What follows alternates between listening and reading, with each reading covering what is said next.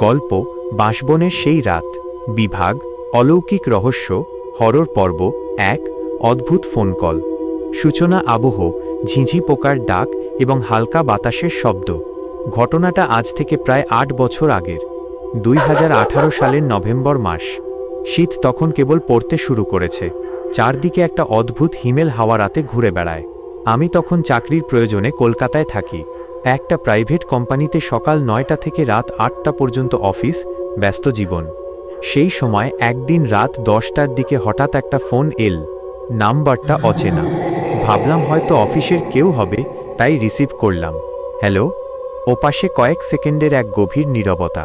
তারপর খুব নিচু স্বরে একটা গলা ভেসে এল, তুই কি রাহুল? আমি কিছুটা অবাক হলাম। বললাম, হ্যাঁ, কিন্তু আপনি কে? আবার সেই স্তব্ধতা। তারপর ওপাশ থেকে বলল, আমি সুমন। চিনতে পারছিস?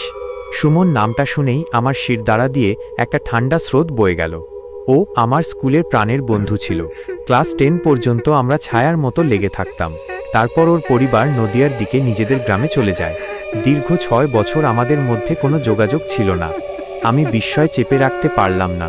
আরে সুমন, তুই কোথায় ছিলি এতদিন? ও একটু হাসল, কিন্তু সেই হাসির শব্দটা বড় অদ্ভুত।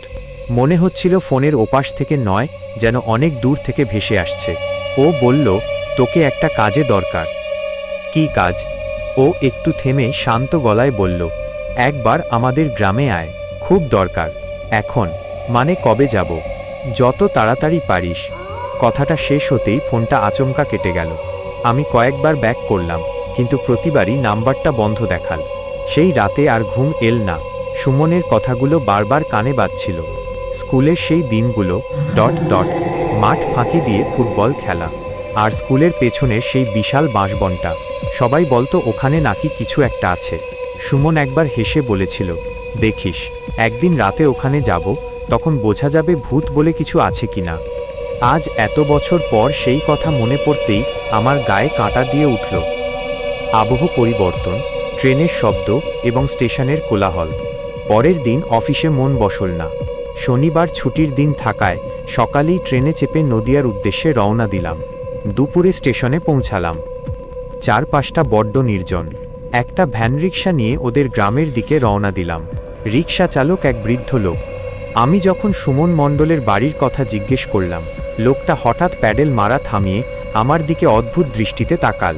খুব নিচু গলায় লোকটা প্রশ্ন করল, আপনি ওকে চেনেন? আমি বললাম, হ্যাঁ, ও আমার স্কুলের বন্ধু।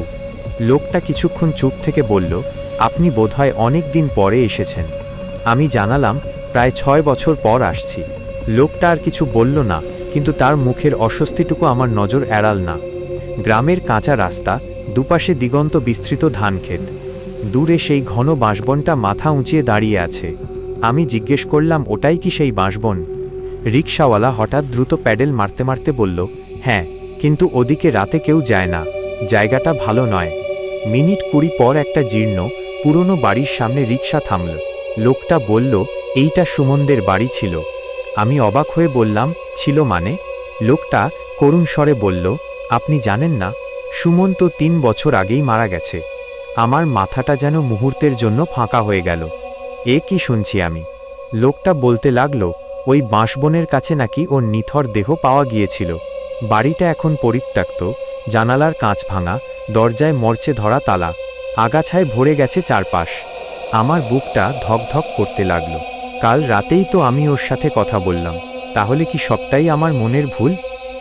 আবহ, রহস্যময় এবং ভীতিজনক মিউজিক। বিকেলের দিকে গ্রামের একটা চায়ের দোকানে গেলাম সত্যটা জানার জন্য। সেখানে বসে থাকা বয়স্ক লোকগুলো একই কথা বলল। 3 বছর আগে এক রাতে সুমন ওই বাঁশবনে গিয়েছিল। সকালে যখন ওর লাশ পাওয়া যায়, ওর মুখটা নাকি আতঙ্কে নীল হয়ে গিয়েছিল। যেন মৃত্যুর আগে ও এমন ভয়ঙ্কর কিছু দেখেছিল যা সহ্য করার ক্ষমতা কোনো মানুষের নেই। ঠিক সেই মুহূর্তে পকেটে থাকা ফোনটা কেঁপে উঠল। স্ক্রিনের দিকে তাকিয়ে আমার রক্ত হিম হয়ে গেল।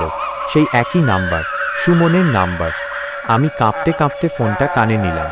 ওপাশ থেকে সেই অতি পরিচিত কিন্তু শীতল কণ্ঠস্বর ভেসে এল, তুই এসে গেছিস। আমার গলার স্বর রুদ্ধ হয়ে আসছিল। কোনো মতে বললাম, তুই এখন কোথায়? ওপাশ থেকে উত্তর এল, বাঁশবনে আয়। লাইনটা কেটে গেল। চারদিকে তখন সন্ধ্যা নেমেছে। কুয়াশায় ঢেকে যাচ্ছে কাঁচা রাস্তা। দূরে সেই অন্ধকার বাঁশবনটা যেন এক বিশাল দানবের মতো আমাকে হাতছানি দিয়ে ডাকছে। আমার যুক্তি বলছে পালাও, কিন্তু অবশ শরীরটা আমাকে ওদিকেই।